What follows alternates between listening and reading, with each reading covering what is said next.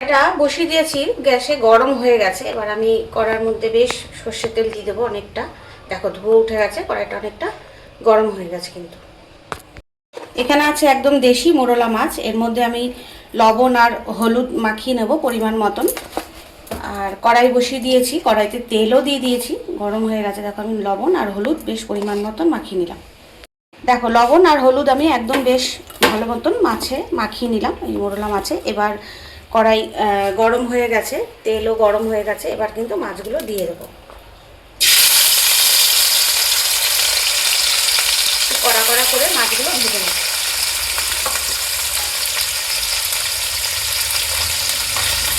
দেখো মাছগুলো কিন্তু ভাজা ভাজা হয়ে গেছে, মানে বেশ ভালোই করা হয়েছে। দেখো এইভাবে উঠে গেছে। তো এরকমভাবে সম্পূর্ণ মাছগুলোকে কিন্তু ভেজে নিতে হবে। তো এর পরেও আমি আরও যে কটা মাছ আছে সবগুলোই এইভাবে ভেজে নেব। দেখো পরের মাছগুলো কিন্তু ঠিক এইভাবে আমি একটু কড়া করে ভেজে নিয়েছি, লাল লাল করে, কড়া মানে লাল লাল করে। তো এবার মাছগুলো আমি সম্পূর্ণ তুলে নেব। মাছগুলোকে আমি ভেজে নেওয়ার পরে তেলের মধ্যে আমি সামান্য কালো জিরে দিয়ে দেবো। দেখো আমি এবার কালো জিরে দিয়ে দিলাম। এবার দিয়ে দেবো কুচনো পেঁয়াজ, কুচিয়ে রাখা পেঁয়াজগুলোকে আমি এবার তেলের মধ্যে সম্পূর্ণ দিয়ে দেবো। পেঁয়াজগুলো একটু লাল লাল করে, হালকা হালকা লাল লাল করে ভেজে নেব।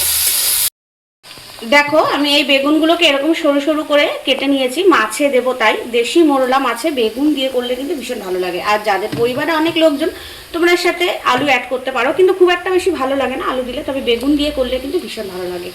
পেঁয়াজগুলো দেখো এরকম হয়ে গেছে, ভাজা ভাজা একটু নরম নরম হয়ে গেছে। এবার কিন্তু আমি কেটে রাখা বেগুনগুলো দিয়ে দেবো। বেগুনগুলো আমি অনেকক্ষণ কেটে জলে ভিজিয়ে রেখেছিলাম, বেগুনের যে স্বাদটা থাকে সেই স্বাদটা বেরিয়ে যায়। এবার আমি বেগুনগুলো দিয়ে দেবো, একদম দিয়ে এর সাথে নাড়াচাড়া করে দেবো। বেগুনগুলো এরকম অবস্থা থাকতেই আমি বেশ কুচনো কিছুটা টমেটো দিয়ে দেবো। টমেটো দিয়ে কিন্তু বেশ ভালো লাগে। তো এখানে আমি কুচনো কিছু টমেটো দিয়ে দিলাম। এবার পরিমাণ মতন লবণ দিয়ে দেবো। এতক্ষণ কিন্তু আমি লবণ দিইনি, কারণ বেগুনের যে গায়ে জলটা থাকে সেই জলটা একটু না শুকলে লবণ দিয়ে দিলে আরও জল বেরোয়। তো এবার আমি পরিমাণ মতন লবণ আমি দিয়ে দেবো। আর যেহেতু কাঁচা লঙ্কার রান্না, আমি এখানে চেরা কাঁচা লঙ্কা বেশ কিছুটা দিয়ে দিলাম। তোমরা ঝালটা তোমাদের স্বাদ অনুযায়ী দিতে পারো। তো আমি এখানে এই কটা কাঁচা লঙ্কাই দিয়ে দিলাম। রান্নাটা খুবই সিম্পল রান্না, কিন্তু খেতে ভীষণ ভালো লাগে। এবার আমি পরিমাণ মতন হলুদ দিয়ে দেব। যেহেতু মোরলা মাছ, দেশি মোরলা, এই মাছের টক খেতেও কিন্তু ভীষণ ভালো লাগে। আর এই গরমে তো টক ভীষণই উপযোগী। তো সামান্য একটু আমি শুকনো লঙ্কার গুঁড়ো দিয়ে দেবো, শুধুমাত্র একটু হালকা ঝালের জন্য। আমি যেহেতু সম্পূর্ণ রান্নাটাই কাঁচা লঙ্কাই করলাম, তো সামান্য একটু লঙ্কার গুঁড়ো দিয়ে দিলাম। এবার আর কিছু মশলা আমি দেবো না, এবার ভালো করে কষিয়ে নেব। মশলাগুলো কষানো হয়ে গেছে, একদম শুকনো শুকনো হয়ে গেছে, টমেটোগুলো গলে এসছে। এবার এর মধ্যে আমি সামান্য পরিমাণে জল দিয়ে দেবো।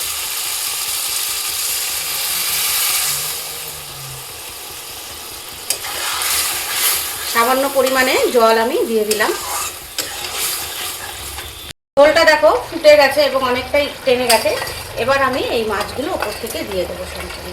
খুন্তি করে আর তুলতে পারলাম না, পড়ে গেল। এত ঝুরঝুরে করে ভেজেছি। এবার দেখো এই মাছগুলো ওপর থেকে আমি দিয়ে দিলাম। এই জায়গায় এসে তোমরা ঝাল এবং লবণের স্বাদটা দেখে নিয়ে তারপর কিন্তু মাছটা নামিয়ে দেবে। মানে রান্নাটা কিন্তু আমার কমপ্লিট হয়ে গেছে। তো দেখে নেবে যে লবণ বা ঝাল বা মিষ্টি তোমাদের কিছু প্রয়োজন আছে কিনা, স্বাদ অনুযায়ী দেখে তারপর কিন্তু নামাবে। আমি কিন্তু এখন নামিয়ে দেবো, হয়ে গেছে। দেখো মাছটা হয়ে গেছে সম্পূর্ণ, কি সুন্দর কালার এসেছে আর কত ভালো লাগছে, একদম মাখা মাখা হয়েছে। তো ঠিক এরকমই কিন্তু রান্নাটা হবে। আর যদি তোমরা টক করতে চাও তো তারও একটা রেসিপি আমি তোমাদেরকে অন্য সময় দেখিয়ে দেবো। ভীষণ ভালো লাগে এই মাছের টক রান্না করলে। তো আমি আজকে টক করিনি, এমনি করলাম। খুবই সাধারণ রান্না, খুবই কম মশলা রান্না, খেতে ভীষণ সুস্বাদু।